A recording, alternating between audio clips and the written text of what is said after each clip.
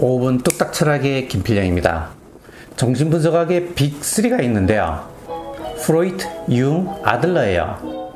프로이트에 대해서는 지난 시간에 한번 했고요. 오늘은 융에 대해서 이야기를 해보죠. 자, 이 그림은 고갱의 대표작, 우리는 어디서 왔는가, 우리는 무엇인가, 우리는 어디로 가는가 라는 제목의 그림이에요. 뭐 이런 질문이 다 있어 하겠지만 한번 생각해 보세요. 나는 누구죠? 그리고 도대체 우리는 뭐죠? 이 질문에 대답하는 거 쉽지 않아요. 이 질문에 그럴듯한 대답을 한 사람이 분석 철학의 창시자 칼 융이에요. 오늘은 칼 융이 이 질문에 어떻게 대답을 했는지 이야기를 한번 해보겠습니다. 바로 시작하시죠.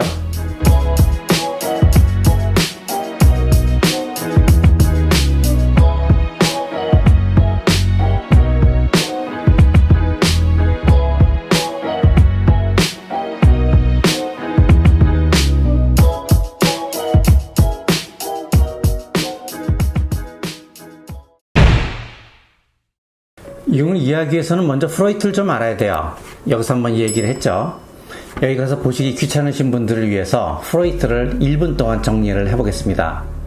프로이트는 인간의 정신을 3개의 층위로 구분을 했는데요. 의식, 전의식, 무의식이에요. 의식은 말 그대로 의식이에요. 우리가 사고하거나 지각하거나 경험하는 걸 말해요. 전의식은 의식의 바로 안에 있는 거예요. 우리의 기억, 그리고 저장된 지식과 같은 곳이에요. 그 안에 무의식이 있는데요. 무의식에는 성적 욕망, 폭력적 충동, 이기적 욕구, 수치스러운 경험 같은 것이 들어있어요. 밖으로 드러나기 어려운 의식은 무의식 속에 억압되어 들어가죠. 프로이트는 인간의 모든 행동의 기저에는 성적 충동, 성적 본능이 있다고 봤어요. 그것을 리비도라고 하는데요. 이러한 리비도는 사춘기 때 갑자기 나타나는 것이 아니라 태어날 때부터 서서히 발달한다라고 보았어요. 이것을 유아 성욕론이라고 하는데요. 유아에게도 성욕이 있다라는 말이에요. 그리고 프로이트는 4세에서 6세 사이의 남자아이는 엄마에게 대한 성적 욕망을 가지게 되고 엄마를 차지하고 있는 아버지에 대해서는 적개심을 가지게 된다라고 말해요. 이것을 오이디푸스 컴플렉스라고 해요. 융은 스위스 취리 의과대학의 교수였는데요. 융은 프로이트의 무의식에 대한 이론을 듣고 매우 감명을 받아요. 그래서 취리에서 오스트리아 빈으로 프로이트를 만나러 가는데요. 당시 프로이트의 나이는 51였고 융의 나이는 32이었어요. 그러니까 19살 차이가 나는데요. 그런데 둘이 만나자마자 13시간 동안 이야기를 했다라고 해요. 둘이 말이 통했나 봐요. 그때부터 융은 프로이트와 함께 연구를 하기 시작했어요. 프로이트는 융을 자신의 후계자로 생각을 했는데요. 융은 의식 아래 커다란 무의식이 있다라고 하는 프로이트의 주장에 동의했어요. 그리고 히스테리나 강박증, 신경증과 같은 것은 성적 에너지와 관련이 있다는 점에 동의했어요. 그런데 융은 프로이트의 유아 성욕론이니 오이디푸스 컴플렉스니 이런 거에 대해서는 도저히 받아들일 수가 없었어요. 그래서 융은 프로이트한테 선생님, 유아 성욕론이니 오이디푸스 컴플렉스니 이런 것 좀 우리 이론에서 좀 뺍시다. 그리고 성적인 부분을 좀 탈색을 해서 무의식 이론을 조금 더 넓은 의미로 해석을 합시다 라고 제안을 했어요. 그런데 프로이트가 콧방귀 듣기지 않는 거예요. 왜냐하면 유아 성욕론, 오이디푸스 컴플렉스 이런 건 프로이트 이론의 핵심이었기 때문이에요. 이런 걸 빼면 프로이트 이론은 안고 없는 찐빵이 되거나 김 빠진 콜라가 돼요. 그러니 프로이트가 융의 말을 들었을 리가 없겠죠. 그래서 두 사람 사이에 금이 가기 시작하는데요. 급기야 융은 프로이트의 정신분석학회를 탈퇴를 해요. 그리고 분석심리학회라는 걸 만드는데요. 여기서 자신의 이론을 새롭게 제기하기 시작했어요. 자, 그런데 프로이트는 왜 그렇게 성적인 설명에 집착을 했을까요? 물론 어떤 사람의 사상을 그 사람의 성장 배경으로 설명하는 건 그렇게 바람직한 것 같진 않아요. 하지만 프로이트의 경우에는 그의 사상과 그의 성장 배경이 전혀 무관해 보이진 않아요. 프로이트의 아버지와 프로이트의 어머니 나이 차이가 많이 났는데요. 프로이트의 아버지가 결혼할 때 나이가 40살이었어요. 이때 어머니의 나이는 20살이었고요. 아버지는 세 번째 결혼이었는데 아버지는 전처 사이에서 아들이 둘이 있었어요. 이 사람이 전처 사이에서 태어난 첫째 아들이에요. 두 사람이 결혼할 때 아들의 나이가 21살이었으니까 아버지는 자신의 아들보다 어린 부인을 맞이했던 거예요. 두 사람이 결혼하고 나서 전처소생의 아들 둘이 영국으로 이민을 갔어요. 아버지가 적극 주선을 했다고 하는데요. 그 이유가 아들과 자신의 부인 사이에 혹시 뭔가 있을 수 있지 않을까 하는 불안 때문이 아니었나 라고 추측을 하는 사람들도 있어요. 뭐가 생각나시죠? 네, 오이디푸스 컴플렉스가 생각나죠. 두 사람이 결혼을 한 이듬해 프로이트가 태어났어요. 다음에 둘째 아들도 태어났는데 1년 만에 죽었어요. 그리고 내리 딸 5을 낳아요. 그리고 막내 아들이 태어나요. 프로이트와 막내 동생하고는 10살 터울이 있었어요. 그러다 보니 어머니 입장에서는 아들로서의 프로이트와 아주 강한 애착관계를 가졌을 거라고 추측이 돼요. 이런 성장 환경 때문에 프로이트가 오이디푸스 컴플렉스 개념을 생각해낸 것이 아닌가 라고 추측을 할 수 있어요. 이번엔 융을 보죠. 융의 아버지는 목사였어요.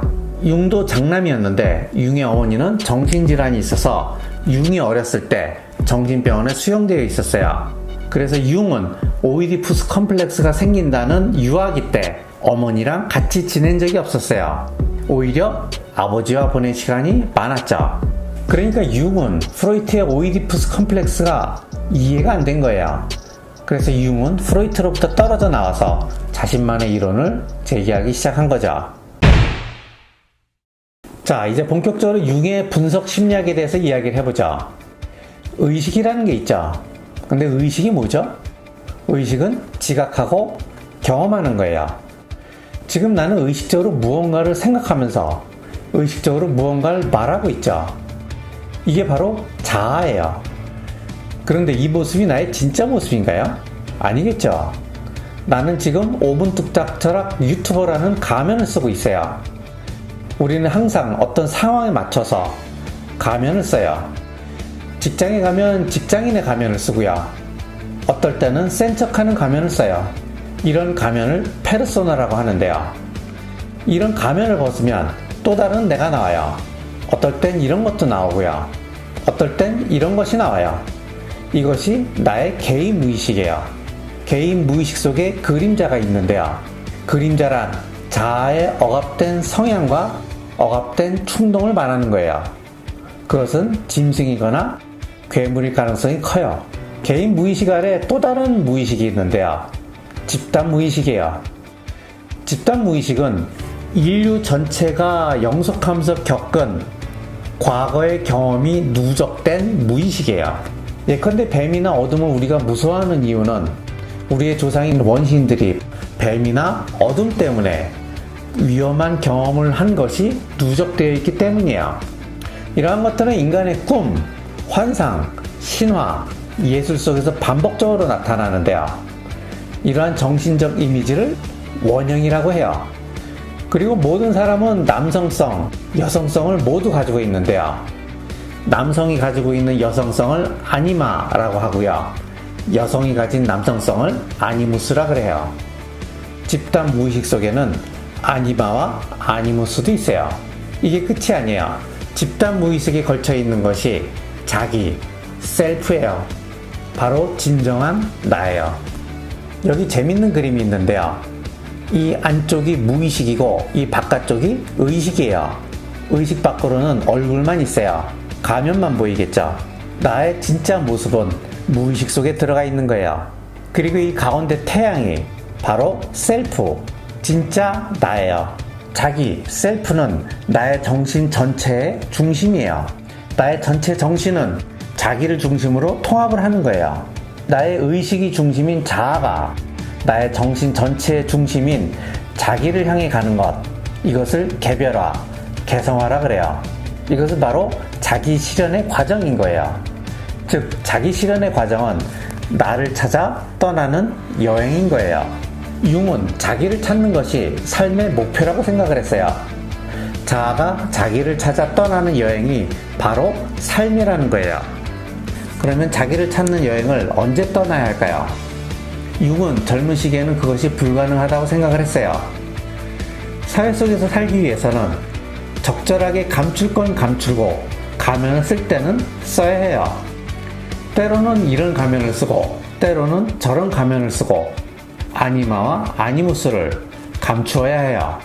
젊은 시절에 그것은 불가피한 거예요. 그런데 중년이 오면 비로소 자기 실현을 할 수 있는 기회가 오는데요. 자기 실현을 하기 위해서는 이전에는 보지 못했던 자기의 무의식을 들여다봐야 돼요. 그러기 위해서는 대담하게 마음의 문을 열고 자신의 무의식과 대면을 해야 돼요. 페르소나 속에 있는 자기를 들여다봐야 한다는 얘기죠. 그리고 심리적으로, 정신적으로 자신의 양성성을 인정을 해야 돼요. 남성은 자신 안에 있는 아니마를 알아야 되고요. 여성은 자신 안에 있는 아니무스를 알아야 돼요. 그래서 남성성, 여성성이라는 굴레로부터 벗어날 수 있어야 돼요. 그러면 의식적으로, 무의식적으로 진짜 자기를 알 수 있다라는 거죠. 그러면 자기 실현의 여행은 언제 끝나냐?